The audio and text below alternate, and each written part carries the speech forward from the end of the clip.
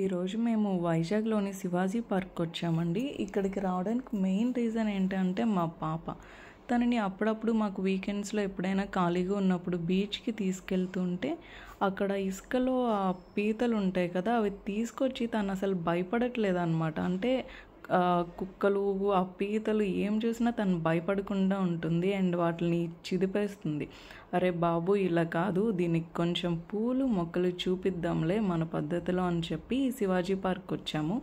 And that నేను కూడా ఈ పార్క్ వచ్చి ఒక 10-15 ఇయర్స్ అవుతుంది అనుకుంటా.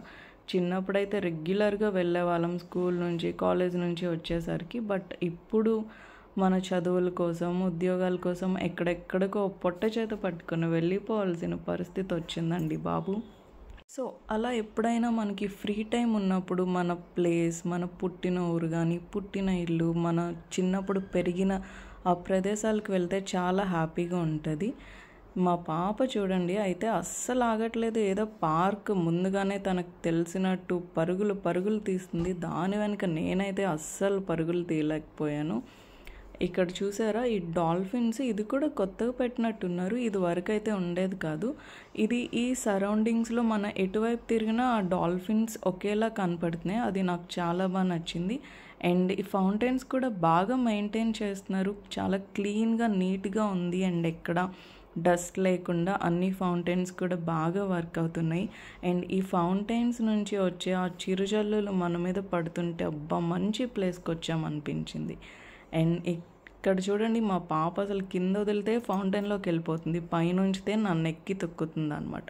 సరే ఇటు వెళ్దాం అనుకున్నాం, బాబోయ్ వాటర్ ఉంది ఇటువైపు వద్దని చెప్పి వేరే వైపు నుంచి వెళ్తున్నాం. మా పాపకి వాటర్ అంటే చాలా ఇష్టము, అందుకే ఫౌంటైన్స్ అన్నీ ఒకసారి చుట్టూ తిప్పి చూపిద్దాము, తను కూడా హ్యాపీగా ఫీల్ అవుతుంది. అండ్ తనకు అన్నీ గుర్తుంటున్నాయి అనమాట, అందుకే గుర్తుండాలని చెప్పి చూపిస్తున్నాము. ఈ స్టాచ్యూస్ కూడా బాగున్నాయి, ఇవి డిఫరెంట్గా ఉన్నాయి, నాకు బాగా నచ్చాయి.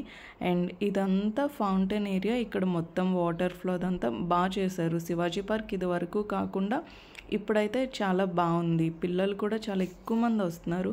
మా పాప పిల్లలందరినీ చూసి పార్కులో అరుస్తూ గోల గోల చేసింది అసలు.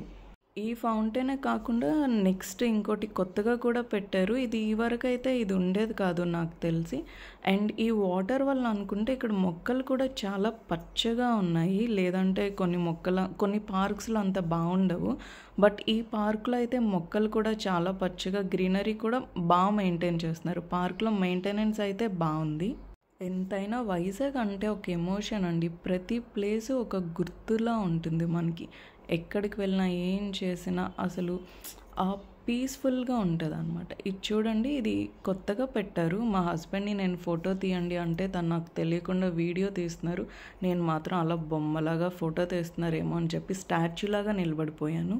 పాప అయితే చిరాకు పడుతుంది, ఏంట్రా బాబు ఇది ఎప్పుడు ఎత్తుకొనే ఉంటుంది, ఎప్పుడు వదిలితే నేను ఇల్లు ఆ నీటిలోకి వెళ్ళి ఈత కొట్టేద్దామని చేప పిల్లలాగా వెయిట్ చేస్తుంది. దాన్ని తట్టుకోలేక ఈ ఫౌంటైన్స్లో మనకు వద్దురేలా బాబు బయటకు వెళ్ళిపోదామని చెప్పి ఫౌంటైన్స్ నుంచి బయటకు తీసుకొచ్చేసాము. అయినా మళ్ళీ తను వెళ్ళిపోయింది. అక్కడ ఎవరో కొంతమంది పిల్లల్ని చూసిందనమాట. అబ్బో అని చెప్పి మళ్ళీ దాని వెనుక పరిగెత్తుకుంటూ వెళ్ళి తీసుకొని మళ్ళీ వెనక్కి తెచ్చాను.